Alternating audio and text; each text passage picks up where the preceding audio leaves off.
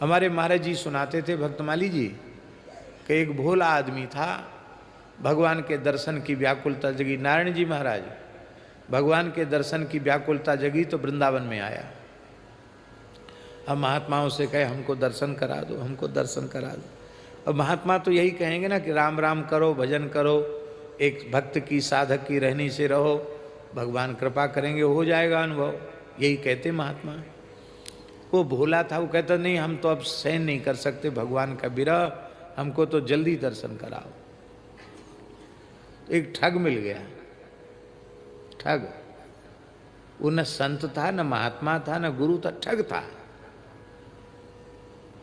वो ठग बोला बरी अभी तुमको दर्शन कराते हैं। ठंड का समय था, केसी घाट पे ले गया रात के समय। बोले देखो जमुना जी में गोता लगाओ, तो यहीं अपना निकाल के अब बिल्कुल एक वस्त्र में यमुना जी में गोता लगाओ और आंख मूंद लो, बोलो श्री कृष्ण गोविंद हरे मुरारे, हे नाथ नारायण वासुदेव, श्री कृष्ण गोविंद हरे मुरारे, बस यही बोलते रहो। जब हम कहें आंख खोलना, भगवान तुम्हारे सामने आ जाएंगे। जो आ गया सो स्नान किया, ठंड का समय था। अब आंख मूंद के श्री कृष्ण गोविंद हरि मुरारी करने, वो तो ठग था। उसने उसकी घड़ी, उसकी अंगूठी, उसका थैला, कुछ रुपया पैसा था, वो सब लेके, वो ठग था, वो तो चला गया लेके। अब ये आंख मूंद के गुरु जब तक न कहें तब तक क्यों आंख खोले? तो श्री कृष्ण गोविंद हरे मुरारे, हे नाथ नारायण वासुदेव करने लगे। अब ठंड में ठिठुर भी रहा था, ठंड का समय, शरीर पर कोई कपड़ा नहीं, एक गमछा पहने था बस खाली। तो कहते कि भगवान को दया आ गई, बोले भाई ये तो मर जाएगा बेचारा ठंड में। राधा रानी ने कहा भैया दर्शन दो उसको, जाओ जाओ प्यारे दर्शन दे के आओ। तो आया, ठाकुर जी आए, आकर बांसुरी बजाई, बोले हमारा दर्शन कर लो। बोले आप कौन हो? बोले हम वृंदावन बांके बिहारी लाल हैं। कहा नहीं हम तो आंख नहीं खोलें। क्यों? हमारे गुरु महाराज ने मना किया है कि जब हम कहें तब आंख खोलना, तब दर्शन होगा। हो सकता तुम नकली भगवान हो तो है? तुम नकली हो तो क्या करेंगे? तब तो हमारा व्रत भंग हो जाएगा। भगवान बोले देखो भाई हम नकली नहीं, हम असली हैं, तुम्हारे भाव पर रीझ कर आए। अब वो तो ठग था। इतना सुनते बोले तब तो तुम बिल्कुल नकली हो। गुरु निंदा करने वाला असली भगवान नहीं हो सकता। तो गुरु जी की निंदा करते हो? अरे महाराज वो गुरु नहीं था, वो तो ठग है, चोर है, फिर गुरु निंदा करते हो। आप हमको ठग रहे हो, आप जाओ।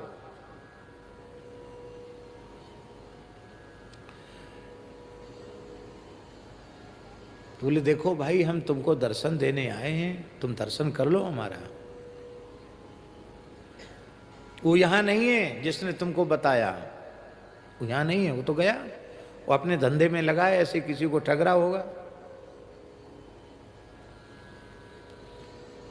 तो उस श्रद्धालु ने कहा कि आप कहते हैं कि वो संत नहीं है, गुरु नहीं है, तो जब वो गुरु हैं ही नहीं तो आप आए क्यों?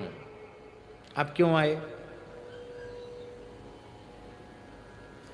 हम रो तो बहुत दिनों से रहे आपके लिए, उस समय तो आप आए नहीं, आप अब क्यों आए? आप तब भगवान को उत्तर देते नहीं बना। माने उसने कहा कि उन्हीं, आप अपनी भाषा में चाहे जो कहो उनके लिए, पर उन्हीं के कहने से, उन्हीं के कारण तो आप आए हो। वो गुरु महाराज आकर कह देंगे तो हम आंख खोल के दर्शन करेंगे, नहीं तो नहीं करेंगे। ठाकुर जी ने कहा भैया अब उस पर भी कृपा करनी पड़ेगी जो कृपा का स्वप्न में भी पात्र नहीं है, उस पर भी आज तुम्हारे कृपा करनी पड़ेगी। तुम्हारे जैसे भोले शिष्य के कारण। वो तो महाराज ठगी करके, वो तो तान दुपट्टा सो रहा था, तो ठाकुर जी ने उसको स्वप्न में दर्शन दिया, और दर्शन दे करके बड़े क्रोधपूर्वक कहा कि तू इतना दुष्ट है, एक भोले आदमी को ठग कर सब कुछ उसका ले आया, छीनाया, और बेचारा ठंड में वहाँ खड़ा है, थर थर काँप रहा है, शीत लहरी चल रही है, मर जाएगा, बहुत भारी पाप लगेगा तुझे।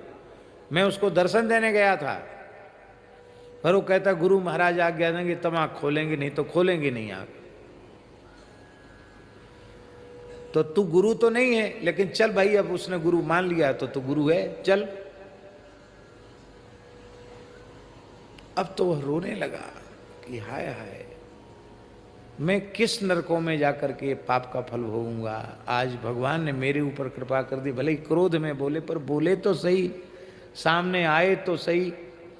वह गया और जाकर के बोला कि भैया हो गए, ठाकुर जी बिहारी जी सामने खड़े हैं, नेत्र खोलो। नेत्र खोले तो ठाकुर जी का दर्शन हो गया। पर उस व्यक्ति को दर्शन नहीं हो रहा था, उसको तो हो गया दर्शन। जिसके कहने से दर्शन हुआ उसको दर्शन नहीं हो रहा था। और भक्त भगवान मिल गए, छाती से लग गए, भक्त भगवान मिल गए। वो रो रहा था, दुखी था। तो उसने अपने शिष्य से कहा कि तुमने हमारा जीवन बदल दिया है, अब ऐसा करो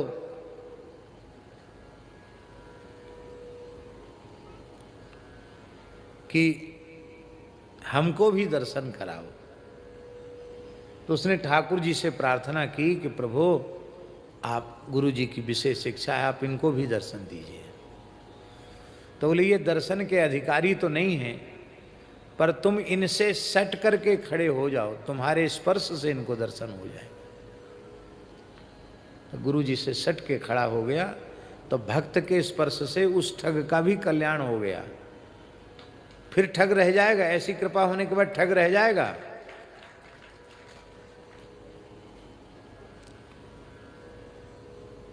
दूसरी एक घटना सुनाते थे महाराज जी, सबके बीच में कहने की बात नहीं है। इसका प्रयोजन केवल निष्ठा श्रद्धा की परिपक्वता के परिप्रेक्ष्य में इसके कहने का प्रयोजन है। इसका कोई अन्यथा अर्थ मत लेना। हम फिर सावधान कर देते हैं कि शास्त्रों में लिखा है गुरोः अप्यवलिप्तस्य कार्या कार्य मजानता। जो गुरु शास्त्र विरुद्ध व्यवहार करने वाले हैं, कार्य अकार्य का जिनमें विवेक नहीं है, ऐसे धर्म विरुद्ध आचरण करने वाले व्यक्ति का भले ही वह गुरु ही क्यों ना हो, परित्यागो विधीयते, उनका परित्याग कर देना चाहिए। उनके परित्याग में शिष्य को दोष नहीं लगेगा, ऐसा शास्त्र वचन है। हम इसी सिद्धांत को मानते हैं, लेकिन हम श्रद्धा की महिमा का वर्णन कर रहे हैं। एक सत्शिष्य था, ये भी पूज्य भक्तमाली जी के मुखारविंद से सुना हुआ चरित्र है। एक सत्शिष्य था, गुरु महाराज की तनमन प्राण से सेवा करता था। गुरु जी एक स्थान के अधिपति थे। कई बार पद प्रतिष्ठा और ऐश्वर्य के कारण अनेक दोष आ जाते हैं। गुरु जी में भी एक दोष आ गया। ऐसे थे नहीं वे, आ गया दोष। एक किसी उत्सव पर एक नर्तकी आई और नर्तकी के प्रति उनकी आसक्ति हो गई, बार बार उसको बुलाने लग गए, निकटता बढ़ी और अंत में उसका परिणाम ये हुआ कि वो स्थान में ही रहने लगी। धीरे धीरे जितने स्थान के विरक्त साधु थे, गुरु महाराज के प्रति सबकी अश्रद्धा हो गई।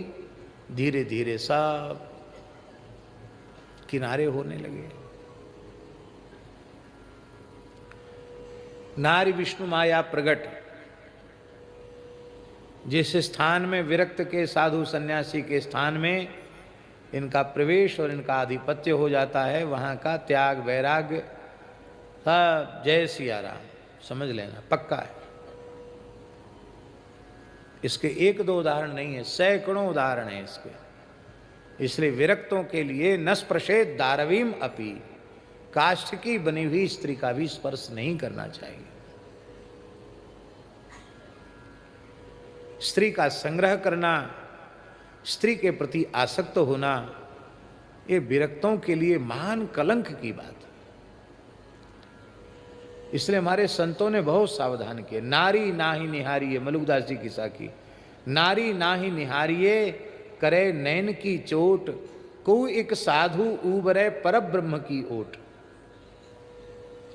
नारी घोटी अमल की अमली सब संसार, को एक साधु ऐसा ना मिला जो संग उतरा हो पार। कैसे कैसे वचन हमारे महापुरुषों ने। संत कबीरदास जी कहते हैं, जहां जलाई सुंदरी तांजन जाओ कबीर, रज उड़ के माथे परे सूनो करे शरीर। ये निंदा में तात्पर्य नहीं है, ये तात्पर्य है केवल सावधानी में। नारी मात्र साधक है, भक्त है, तो उसे पुरुष मात्र के आकर्षण से अपने को बचाना है। पुरुष मात्र साधक को नारी मात्र के आकर्षण से बचाना है, तभी वह भगवान के निकट तक पहुंच पाएगा। क्योंकि चलो चलो सब कोई कहे, पहुंचे बिरला कोय, एक कंचन एक कामनी दुर्गम घाटी दोए। तो सब तो चले गए, पर एक शिष्य था वो नहीं गया। उसने मन में विचार किया कि गुरु, जब हमने कह दिया गुरु साक्षात परब्रह्म, तो परब्रह्म को दोष का स्पर्श होगा। ये गुरु जी की लीला है, इनमें दोष का स्पर्श नहीं हो सकता।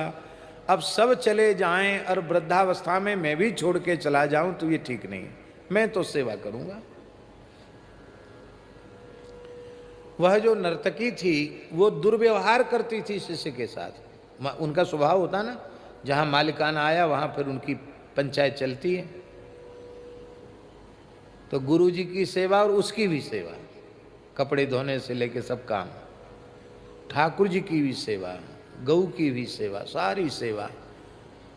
और गुरु जी डांटते डपटते रहते हैं। भगवान महाराज जी उसकी सेवा से रीझ गए कि बिना अश्रद्धा के अत्यंत भावपूर्वक इस परिस्थिति में लंबे समय से खाना सोना पीना किसी पर उसका ध्यान नहीं, निरंतर गुरु महाराज की सेवा कर रहा है, तो भगवान रीझ गए। तो एक दिन की बात है, गुरु महाराज शयन कर रहे थे और मध्याह्न का समय था। भगवान का गरुड़ आश्रम के स्थान के आंगन में ही गरुड़ जी उतर गए। गरुड़ पर भगवान विराजमान थे। गरुड़ारूढ़ भगवान को देख करके शिष्य ने साष्टांग प्रणाम किया। तो भगवान बड़ी कृपा की है आपने। बोले कृपा नहीं की है, हम तुमको सदैव वैकुंठ ले चलने के लिए आए। तुम्हारी गुरु निष्ठा गुरु सेवा से हम रीझ गए, बिक गए हैं तुम्हारे ऊपर। चलो गरुड़ जी पर बैठो और चलो हमारे साथ। तो शिष्य ने कहा कि मैं गुरु आज्ञा के बिना कहीं नहीं जा सकता, वैकुंठ साकेत गोलोक कहीं नहीं जा सकता, गुरु आज्ञा होगी तो ही जाऊंगा। आप आए, आपका स्वागत है, आपकी कृपा है, गुरु जी से पूछेंगे। अब गुरु जी सोए हैं, उनको जगा भी नहीं सकता, और जब अपने आप जगेंगे तब उनसे पूछेंगे कि आप खड़े हो, आपकी ऐसी आज्ञा, आप क्या करो। भगवान बोले देखो, वो तो साधुता से, सन्यास धर्म से, वैराग्य से च्युत हो गए हैं, अब वो कुछ नहीं है, उनका मार्ग तो भ्रष्ट हो गया। इतना सुनते ही शिष्य ने कान में उंगली दे ली। बोले महाराज तब आप पधारो, हमको फिर आपके साथ नहीं जाना। आप आए यहां क्यों, आपको किसने बुलाया? उन्हीं महापुरुष की सेवा को गुरु सेवा मानकर और उस पर रीझ कर आप आए हैं, फिर आप कैसे कह रहे हैं आप परमात्मा हैं, आपको दोष का स्पर्श नहीं होता। आपका ही स्वरूप हमारे गुरुदेव हैं, उनको दोष का स्पर्श कैसे हो जाएगा? भगवान बोले भूल हो गई हमसे, अब हम प्रतीक्षा करते हैं। गुरु महाराज जगे, शिष्य ने साष्टांग प्रणाम किया तो देखा शिष्य बहुत विह्वल है। कहा बेटा क्या बात है, तुम बड़े विह्वल हो। आंगन में गरुड़ जी पर विराजे हैं, गरुड़ जी आंगन में हैं और हमको साथ ले चलने के लिए कह रहे हैं। गुरु जी को पक्का विश्वास हो गया कि निश्चित ही इसकी जैसी निष्ठा श्रद्धा है, सेवा की भावना है, उसके अनुसार जरूर भगवान आए होंगे, इसमें कोई संदेह की बात नहीं है। मेरा क्या होगा? मेरे जैसे पथभ्रष्ट व्यक्ति को गुरु मानकर, साधु मानकर सेवा करने वाले को भगवान मिल गए, वो सदैव वैकुंठ। अब मैं किस नरक में जाऊंगा? गुरु जी बड़े दुखी हो गए, रोने लगे।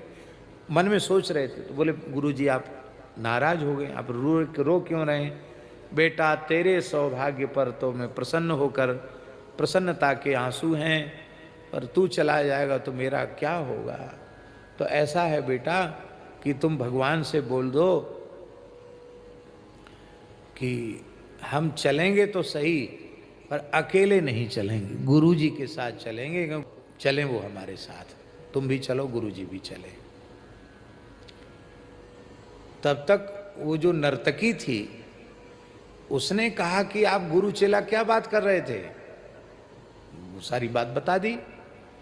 तो उसने कहा कि मैं तो जन्म से ही जाने कितने कितने पाप मैंने किए हैं, और कोई सौभाग्य था कि मैं मठ मंदिर में आई, भगवान के सामने सेवा की, आपसे जुड़ गई, आपके मेरे कारण आपका पतन हुआ, तो आप तो गुरु चेला जाएंगे वैकुंठ, मैं कौन नरक में धक्का खाऊंगी? तो महाराज मेरा त्याग मत करो। रोने लगी चरण पकड़ के। तो शिष्य बोले, गुरु जी चलो, महाराज भगवान बुला रहे हैं। तो बोले, बच्चा अब तुम जाओ तो जाओ, हम तो नहीं जाएंगे। क्यों? ये बेचारी रो रही है, ये कहती है कि हमको छोड़ के कैसे चले जाओगे? हम भी चलेंगे। शिष्य ने आकर कहा, अरे भाई तुम तो भीड़ बढ़ाते चले जा रहे हो, पहले हम तुम्हारे लिए कह रहे थे, फिर गुरुजी तैयार हो गए, अब वो नाचने गाने वाली तैयार हो गई, ये कोई तमाशा है? वैकुंठ ऐसे सबको मिल जाता है? बोले, महाराज फिर किसी को नहीं जाना, आप जाओ। तब ठाकुर जी बोले, तुम्हारे भोले भाव पर, तुम्हारी गुरु निष्ठा पर हम ऐसे रीझ गए हैं कि तुम तीनों हमारे साथ चलो। और जैसे कोई गजेंद्र के कंठ में माला होती है, अब माला टूट के गिर जाए पता न चले, ऐसे ही तीनों ने अपने पांच भौतिक देह का त्याग उस प्रकार से किया। सुमन माल जिम कंठ ते गिरत न जाने नाग, और तीनों के तीनों भगवत धाम प्रयाण कर गए। तो एक शिष्य की श्रद्धा के कारण, जिसके कल्याण में, वो दो का तो कल्याण हो ही नहीं सकता था, उनका भी कल्याण हो गया। श्रद्धा में बहुत बड़ी शक्ति है। श्रद्धा मयोयं पुरुषः